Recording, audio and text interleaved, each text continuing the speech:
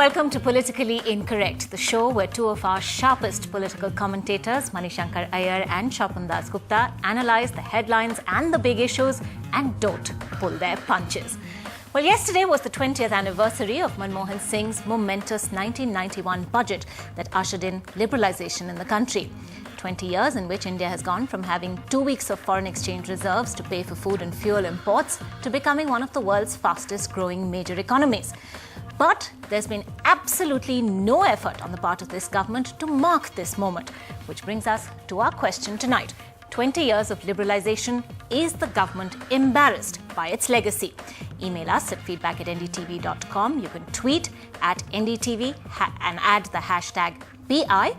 Also, from tonight, if you agree with Manishankar Iyer's comments on this show, you can SMS us, PI space money, and send that to 56388.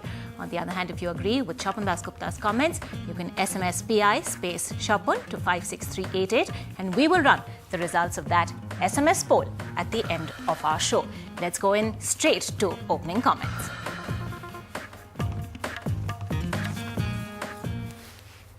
Mani, let me begin opening round with you. The finance minister then, the architect of these reforms, now the prime minister. Why does there seem to be this absolute embarrassment, this reluctance to acknowledge this moment? Well, there's no significance to the fact that I'm wearing black on this day. It seems to go rather well with your background, that's all. The fact is that there has been an amazing performance on the economic front with respect to GDP growth. Our GDP is now growing at an annual average of over 8% per annum. But poverty alleviation is no more than under 0.8% per annum. The rich in India are getting staggeringly rich.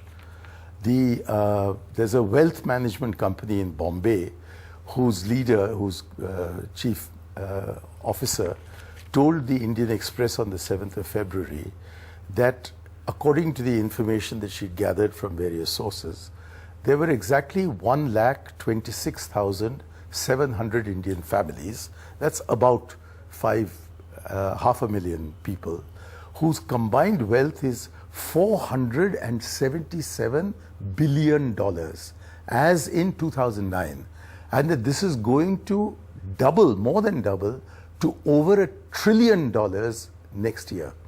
And this in a country where well over 70% of our population is living on under 20 rupees a day. There is such a widening gap between various classes of Indian society that it constitutes a threat both to our democracy and to our development processes. And in 1/3 of the country, there is so much dissatisfaction with patterns of economic development which involve the private sector coming and exploiting land, what is below the land and what is above the land, for private profit, that we have 1/3 of the country, in exact figures, 464 police stations spread over 95 districts in 11 states, a figure that rises to 196 districts in 20 states of India where there is insurgency. The first figure relates to extreme insurgency. The second to partial insurgency. All right, we'll come to that insurgency point in a bit. Let me wind up that argument, please. NDTV's cricket app, Android and iPhone, fastest scorecard, special analysis, and much more. Download free. ndtv.com/apps.